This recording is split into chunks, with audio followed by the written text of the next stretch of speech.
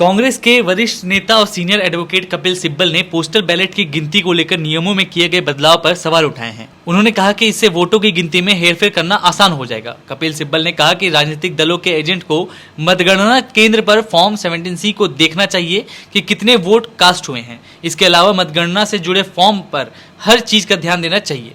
बता दें कि पोस्टल बैलेट की गिनती से जुड़े नियमों में कुछ बदलाव किए गए हैं। चुनाव आयोग ने इसको लेकर विस्तृत गाइडलाइन जारी किया है। नियमों के मुताबिक पोस्टल बैलेट की काउंटिंग अंतिम राउंड से पहले हो जाएगी, लेकिन चुनाव आयोग ने अपने गाइडलाइन में बदलाव किया है। चुनाव आयोग ने प्रशासनिक आदेश के तहत बताया कि यह पोस्टल बैलेट कभी भी काउंट हो सकते हैं। कपिल सिब्बल ने कहा कि पहले से पोस्टल बैलेट की संख्या अधिक हुई है, इसलिए कम मत जीत हार वाले चुनाव क्षेत्र में पोस्टल बैलेट की काउंटिंग को मैनिपुलेट किया जा सकता है। उन्होंने संदेह जताया कि नियम में बदलाव के बाद वोटों की गिनती में हेरफेर किया जा सकता है। लोकसभा चुनाव के 7 चरणों की वोटिंग पूरी होने के बाद अब रिजल्ट 4 जून को घोषित किए जाएंगे। इस बीच एग्जिट पोल ने भी साफ कर दिया है कि लगातार तीसरी बार प्रचंड बहुमत के साथ मोदी सरकार बनने जा रही है। इन सभी के बीच में इंडिया ब्लॉक ने एग्जिट पोल की भविष्यवाणी को सिरे से खारिज कर दिया है। कांग्रेस नेता जयराम रमेश ने दावा किया है कि एग्जिट पोल और 4 जून के नतीजों में बहुत बड़ा अंतर होगा। इस बीच राज्यसभा सांसद कपिल सिब्बल ने पवित्र अधिकारों का उल्लेख किया। सिब्बल ने यह साफ कर दिया कि पवित्र अधिकार यानी वोट के जरिए ही सरकारें चुनी जाती हैं। अगर इसमें कोई धोखाधड़ी होती है तो कम से कम 3 साल की जेल होनी चाहिए। कपिल सिब्बल ने कहा, मेरे हिसाब से तो एक ही पवित्र अधिकार है, वोट देना। उसी के आधार पर सरकारें चुनी जाती हैं। अगर वहां कोई धोखा होता है, अगर किसी का नाम वोटर लिस्ट से कट जाता है या किसी को भी इन अधिकारों से वंचित किया जाता है तो उस पर कम से कम 3 साल की जेल होनी चाहिए। यह एक गंभीर मामला है। चुनाव आयोग को इस पर ध्यान देना चाहिए और सरकार से इस पर कानून बनाने के लिए कहना चाहिए। वोट देने के लिए एक स्थायी न्यायाधिकरण बनाया जाना चाहिए जो तुरंत निर्णय ले सके। What is the most sacred thing in a democracy? The most sacred. It is your vote. लोकतंत्र में सबसे महत्वपूर्ण हक क्या है? आपकी वोट। और वोट कैसे पड़े? बिना भेदभाव के पड़े, बिना प्रेशर के पड़े। ये एक बुनियादी हक है जिसकी रक्षा इलेक्शन कमीशन को करनी चाहिए। अब आपको एक बड़ी इंटरेस्टिंग बात बताता हूं, शायद आपके द्वारा हम जनता तक हम पहुंचा पाए कि जो पोस्टल बैलेट है, इस देश के जो पोस्टल बैलेट है, एक rule 54A of the conduct of election rules 1961 के रूल धारा 54A के अंतर्गत रिटर्निंग ऑफिसर को पहले पोस्टल बैलेट को काउंट करना चाहिए। ये कहती है धारा, and I read it. The returning officer shall first deal with the postal ballot papers in the manner hereinafter provided. तो निश्चित रूप से अगर कोई पोस्टल बैलेट हैं तो उनको पहले उनकी गिनती होनी चाहिए। If there are postal ballots, they must be counted first. और ऐसे होता भी था, this used to happen. Or in 2019, there was a guideline that was issued, and that's a very interesting guideline. मैं आपको वो गाइडलाइन की मैं पढ़ भी दूंगा, आप उसकी फोटो भी ले लीजिएगा, आप फोकस भी कर लीजिए बेशक कैमरा को। गाइडलाइन कहती है, ये गाइडलाइन 9 है 2019 के रूल्स की। वो कहती है, the penultimate one before the last round of counting of votes recorded in EVMs shall not commence till the counting of postal ballot is completed in all respects. मतलब कि आप अपनी पोस्टल बैलेट की गिनती आप शुरू कर दो, फिर मशीन की जो भी गिनती है शुरू करो, फिर जब आखिरी राउंड पे पहुंच जाओ, आखिरी राउंड की गिनती नहीं होगी जब तक पोस्टल बैलेट्स की पूरी गिनती ना हो जाए। ये 2019 की गाइडलाइन थी। Let me state it in English that under the 2019 guidelines,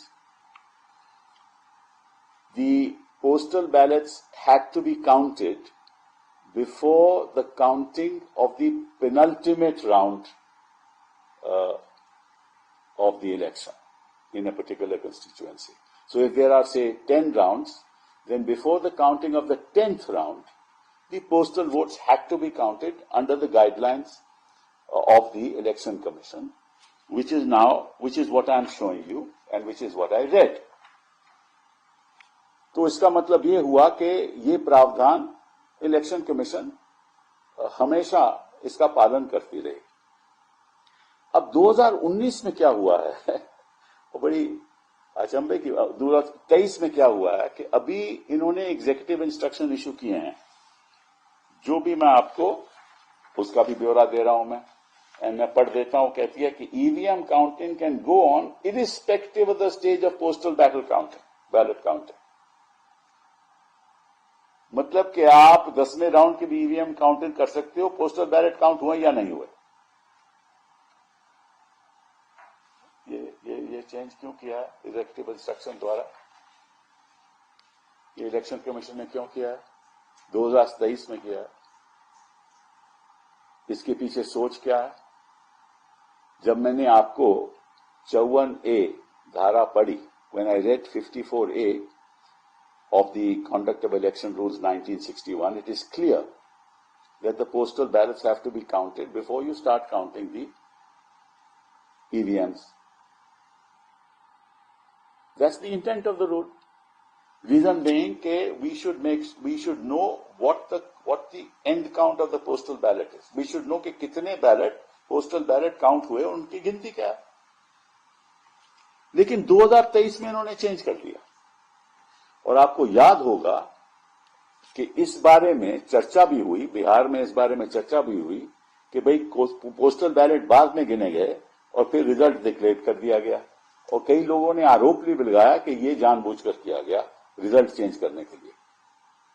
तो इस लोकसभा इलेक्शन में मैं चाहता हूं कि कोई भी जो यहां पोलिंग एजेंट हमारे बैठे हुए हैं, हिंदुस्तान में कहीं भी हो, उनको पहले रिटर्निंग ऑफिसर जो भी वहां है उनको बताना चाहिए कि आप पहले पोस्टल बैलेट्स की गिनती करो और फिर आप उसका रिजल्ट बताओ और फिर उसके बाद आप, और अगर नहीं करते तो फिर आप रुकवाओ, काउंटिंग को रुकवाओ, क्योंकि यही धांधलेबाजी हो सकती है। और ये हुआ क्यों? ये हुआ क्यों? इसलिए कि पहले जो पोस्टल बैलेट थे लगभग एक असेंबली कंस्टिट्यूएंसी में लगभग 1000 होते थे।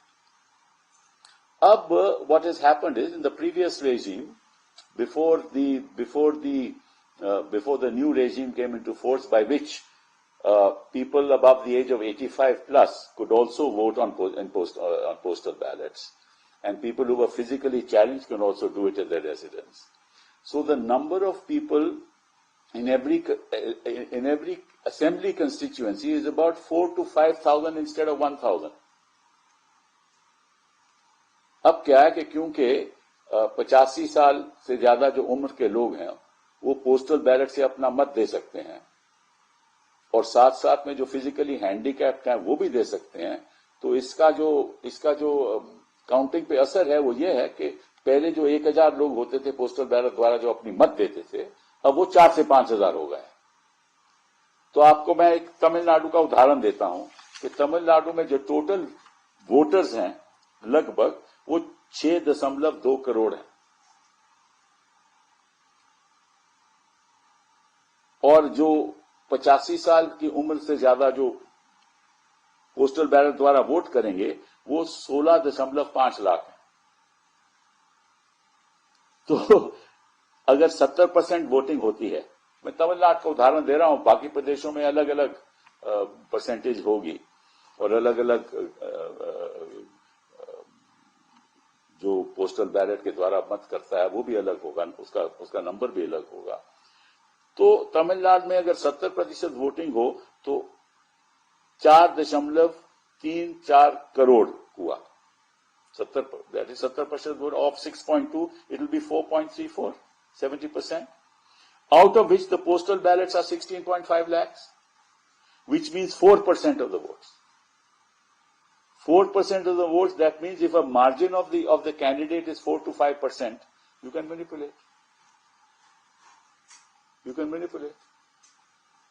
So if in Tamil Nadu, the total percentage of voting is 70%, and the total persons entitled to vote are 16.2 crores, 6.2 crores. Out of that, 4.34 crores vote if 70% people vote. The postal ballots will be 16.5 lakhs, which is 4%. 4% is a huge thing. 4 to 5% is huge. In fact, the whole result of the election can be changed. So I request every political party, in every constituency, because in some states both the assembly and the parliamentary elections are going on. In every constituency, the agents of the political parties, whichever party they belong to, must make sure that the postal ballots are counted before the penultimate counting happens. In other words, if there are 10 rounds, then after the 9th round, the postal ballot should be counted. If there are 8 rounds, then after the 7th round, the postal ballot should be counted.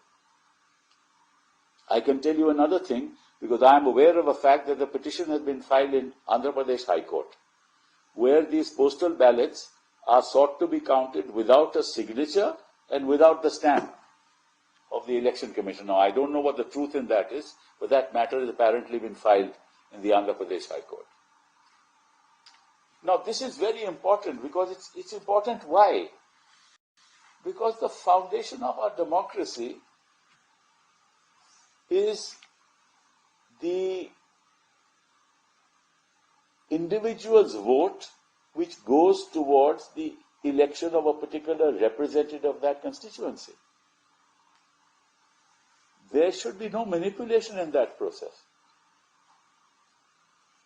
लोकतंत्र का मतलब ही क्या है? यही है ना कि अगर मैं अपनी मत देता हूं तो वो मत की गिनती होनी चाहिए और जिसके भी पक्ष में वो गिनती हो और उसमें कोई धांधलीबाजी नहीं होनी चाहिए, जिसके भी पक्ष में हो वो हमारा प्रत्याशी बने, वो उस कंस्टिट्यूएंसी का प्रत्याशी है और चुन के पार्लियामेंट में आए या असेंबली में आए।